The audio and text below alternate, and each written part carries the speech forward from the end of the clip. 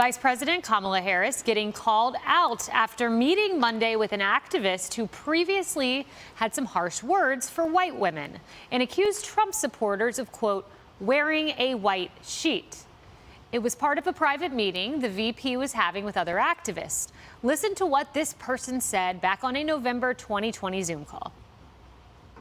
And we sitting there talking about the white women, forget the white women. They're going to do what they white men tell them to do. Yeah, that's what they tell themselves.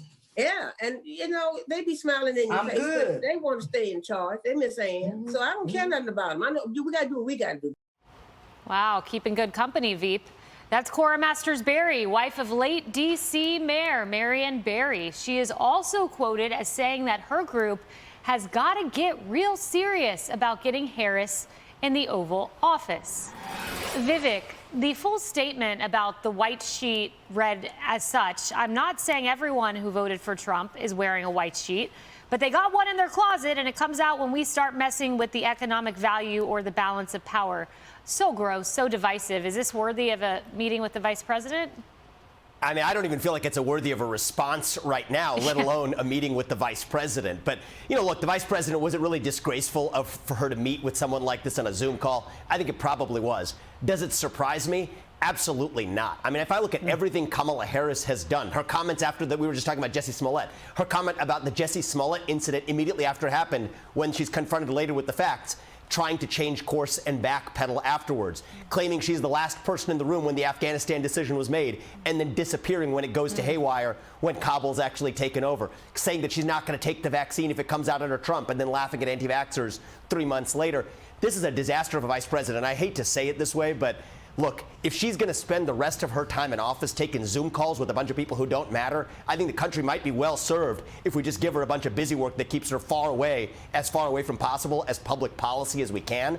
I think that's actually a net win. Let's keep her busy on some more Zoom calls. Let's keep her away from making policy. I'll take that as a net win for the country. Yeah, well said. This activist, Harris, goes on to say, excuse me, forget the white women. They're going to do what the white men tell them to do, as if any woman just does what their husband tells them to, regardless of race. So what is Kamala Harris's comms team doing today? Right. I mean, you can't have any more disasters than just, by the way, this didn't leak, it was public.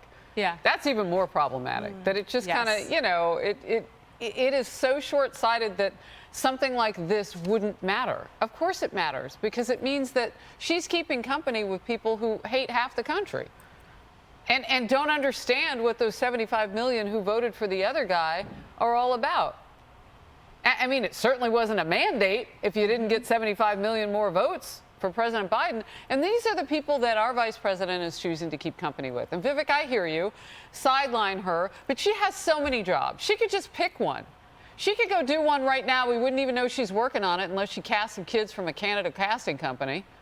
Because that wouldn't become a space video. If she could just quietly do her job and stay off public Zoom, maybe she could accomplish something that the rest of us would want to know about and report on. I just don't get the company you keep. And you know from science that we become like the 5 people we spend most of our time with. Yes. How much time is she spending? Such divisiveness, Tommy. But I thought President Joe Biden promised us this. On this January day, my whole soul is in this, bringing America together, uniting our people, uniting our nation. Does this strike you as an administration whose soul craves for unity, Tommy?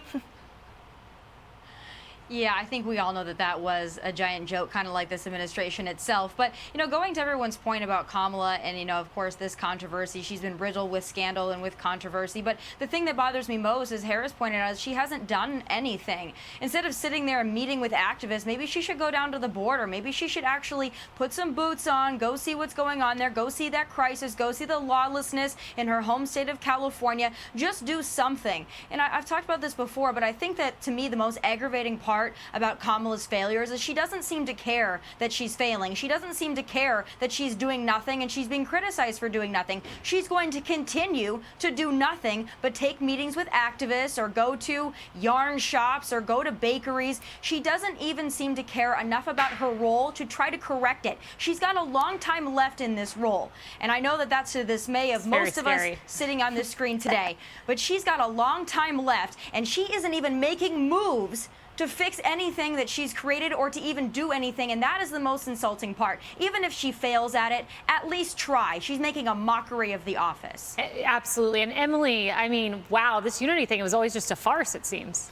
Right. And I first of all, I think if she's going to meet with extreme viewpoints, then I hope that since she's the vice president of every American, that she would represent with people from all over the spectrum. And I'm not an advocate for any type of extremism, especially ones that are so divisive and frankly violent in nature. But, you know, if that's what she wants to do, at least balance it out. But I also think, you guys, that this is emblematic of the charade that Vice President Kamala Harris is. Because remember who that woman was. She was the wife of the lifetime mayor of D.C., Marion Barry. Remember, the Washington Post once wrote, to know D.C., to know the politics of D.C., one has to know Marion Barry. Obviously, he had an incredibly checkered past, but clearly he was voted in again and again and again. So this is Kamala Harris playing into politics. She's not meeting with this woman because she's a, quote, activist. She's meeting with her because she's the lifetime mayor of D.C.'s wife. Kamala, at every turn, makes decisions that curries favor, that basically will cement, she thinks, a presidential nomination and get her the votes, but it has nothing to do with actual compassion or thoughtfulness or trying to represent the will of the people. This is only about Kamala. It's all so swampy. Hi, everyone. I'm Brian Kilmeade. I want you to do me a favor. I want you to click to subscribe to the Fox News YouTube page. This is the only way that I know for sure that you're not going to miss any great commentary, any great news bites, any great interviews coming your way on Fox. You can get it all here on YouTube. So subscribe right now.